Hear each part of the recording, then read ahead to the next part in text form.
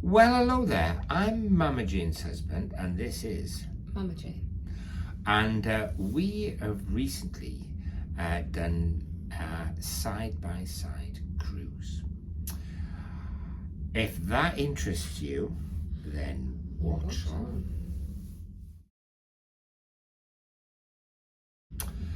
So a side-by-side cruise is getting off one cruise ship and getting on another cruise ship the same day. On a different port. On a different port as well. Just let's make it hard for ourselves, shall we? We'd seen two very good deals with Virgin Voyages and P&O Arvia.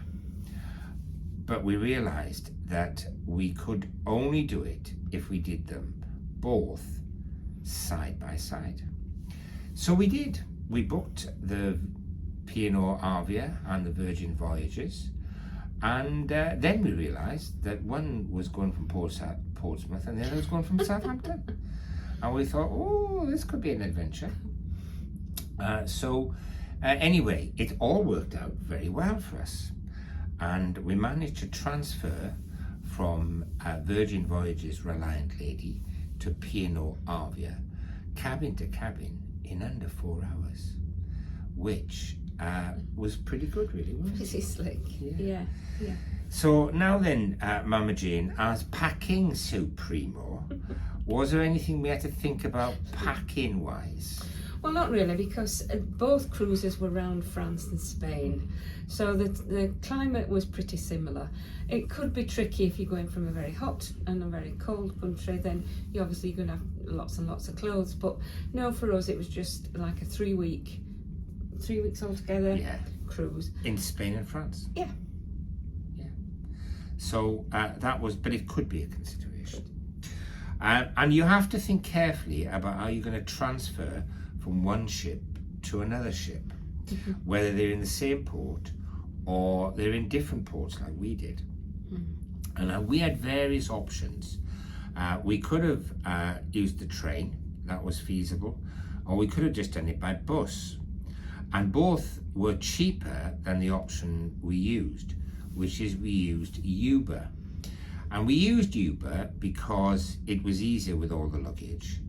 It wasn't that much more expensive, and we knew Uber worked well in the Portsmouth, Southampton area from previous experiences. So you do need to have that planned for you.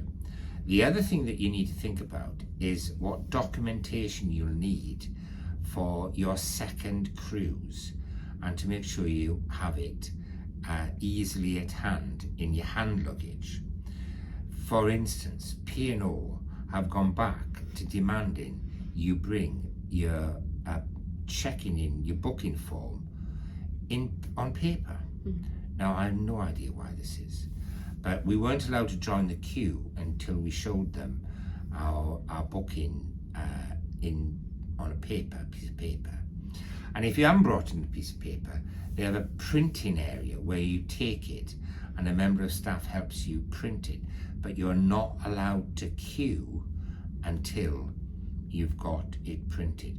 What happens if it's raining or snowing?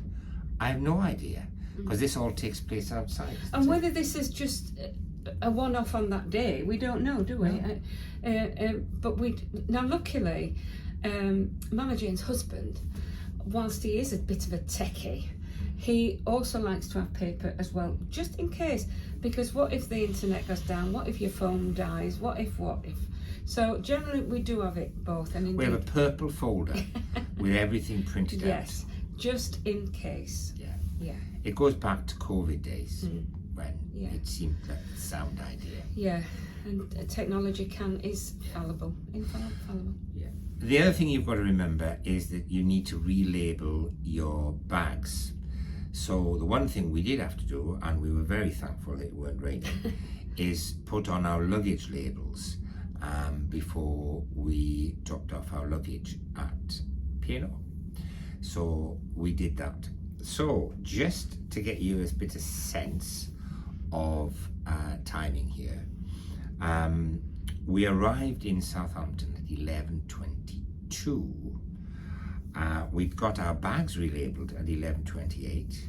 The quickest I think we've ever done that, labelling our bags up. So remember to pack scissors and sellotape. I know Or staples. Or staples, yeah, and put them in your hand that you're going to be carrying around with you, because you'll need them to relabel your suitcases. Yeah. Okay. So we had them done by 11:28, and then we were queuing in the queue to get on the ship at 11:37. Now our check-in time was 3 o'clock, and there is nothing more annoying if your check-in time is 12 and the people at 3 rock up and stand in the queue and make everybody late and stand for hours and get really fed up.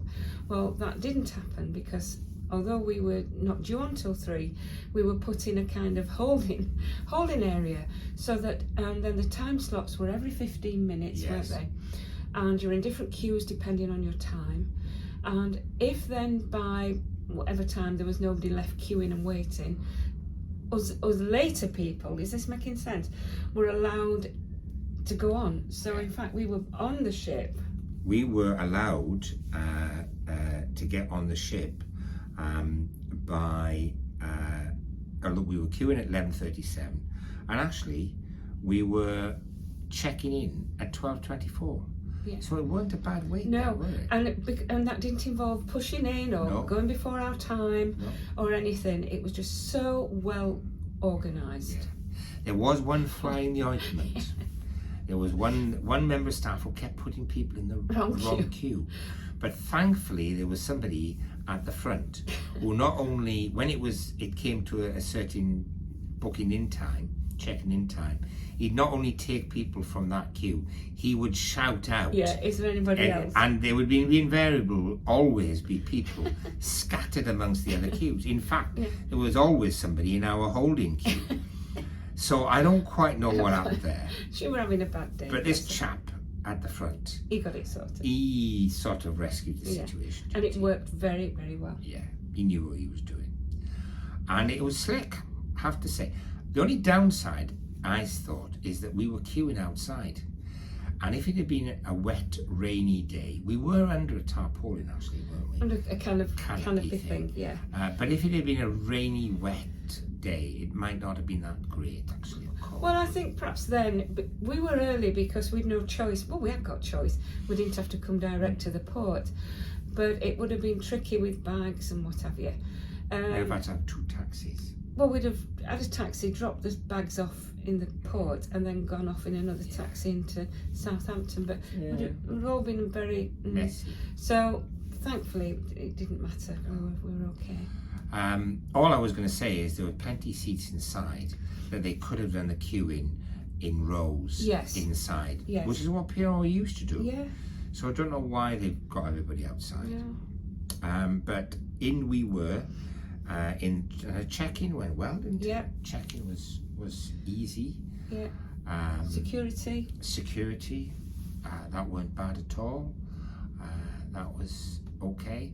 And then I liked how they told you when you were getting into the ship, they had different areas where you boarded depending on where your cabin was. So they had about 4 different boarding ramps. So again, there weren't queues getting onto the ship. And we were soon in the atrium having a glass of Prosecco, weren't we? Which was great. And in fact, we were checking in at 12:24, and we were on the ship at 12:46, which is pretty good. And in the cabin with our luggage for 13:40 or 1:40. They announced cabins are now ready, and indeed it was ready. Not only that, but as we arrived, so did our baggage. So it was it was slick. It was slick. It was. So, Pino, well done. Yeah, very, very good. Now, I will say it's been controversial in the past, but that My Holiday webpage that you can only access once you're on the ship Wi-Fi. We've had experience of it now for about 5 years. I think it was. It's just started pre-COVID on some of the cruises we did, and it were ever so ropey. It did not work at all well, and then they went to use it extensively during COVID, and it was awful really at times. But the last cruise we were on Azura, it seemed to have got better. And this time on Arvia, they'd got the check-in process working, and it seems to work. The virtual queuing, it's the first time we've seen it working properly, and it works really, really well. It does. And when we say on the Wi-Fi, this doesn't mean you've got to buy a Wi-Fi package. This is purely the ship's Wi-Fi for that one thing. And can I say that as an old lady who does not like technology, I found it really easy to get in and to do everything.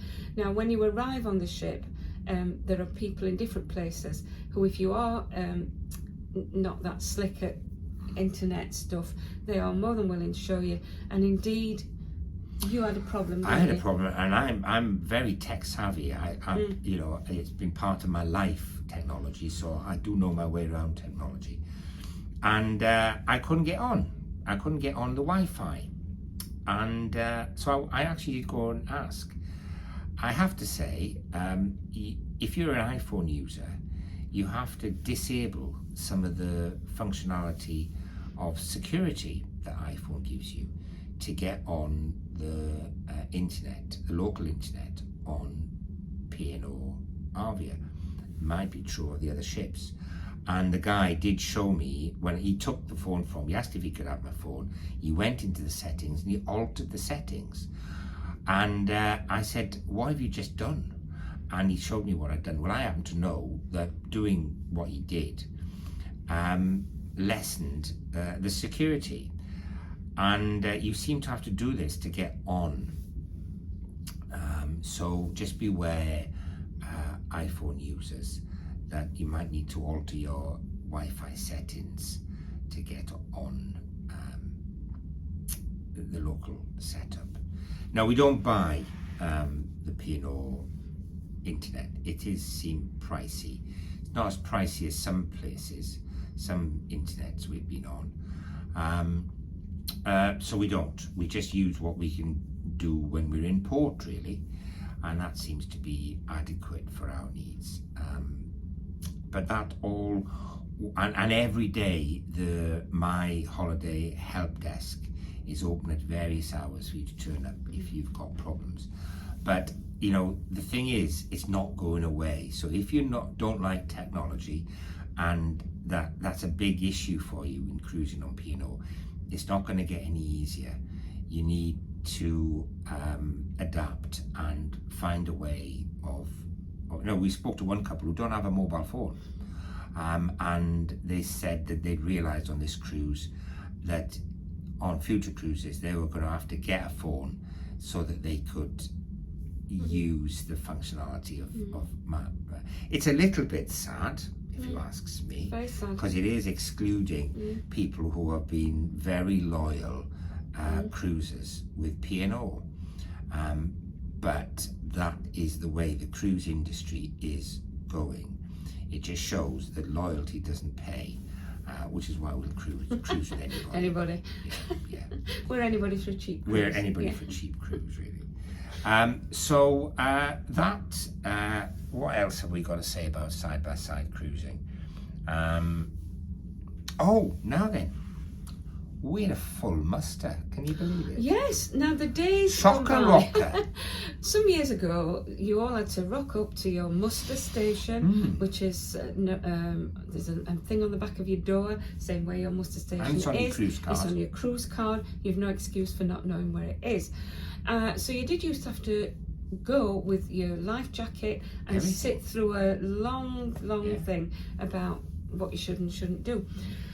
So what's happened over the years is gradually it's worked that you just go, no life jackets or anything, to your muster station, and they zing your card, which shows you've turned up, you know where it is, and then you go back to your cabin and watch a video. Now this varies from company to company. Virgin Voyages, it's extremely funny, and I've seen one on another, I can't remember who the other one was. Very good. This one is well, yeah, it's just as it used to be, but randomly, and I don't know how often it is. How often this happens. There has to be a full muster. So we had to trot off to a muster A, which was in Headliners, and very well organised. But not with you. Not with you. You didn't have to take your life jacket. No. So this time, but you did have to go in person, and you were stacked in the rows. You were told where to seat. Staff were bringing you in, and so that everybody got in, presumably just like if there was an emergency happening. And then there was somebody directing you, telling you what was happening. Then the captain came on and made some announcements, and then we were told further information by the person in the room who was in charge, and all about emergency procedures and everything. And then we were allowed out in a very orderly fashion, as if we were going to a lifeboats, I would imagine. But of course we didn't go to lifeboats when we left the auditorium, but it was a very orderly practice of getting people off. And perhaps they've done this for staff benefit. Perhaps they've done it because they had to, and there's a regulatory. I think that's what they implied, wasn't it? Yeah. So it was a bit of a shock, but it was fine. Because I do remember that when we were on a longer cruise, a 6-week cruise, every 30 days there has to be a muster drill. Yeah. Not a big one like that, but you have to go and have your card stamped again. That's right. We've done a couple of 6-week cruises. Yeah, I just thought about that. Yeah. And after 30 days we did have to go again, didn't we? Yeah. That's a good recall. Recall. For an old lady. So that is it. A side-by-side cruise. You don't do that very often. We may do it more if the deal is right. If the deal's right. We have done back-to-back. We have done back-to-backs. Stayed on one ship in one port. Yeah. Done a few back-to-backs, in fact. So that's it from us. So it's a goodbye from him, and it's a goodbye from me. So goodbye.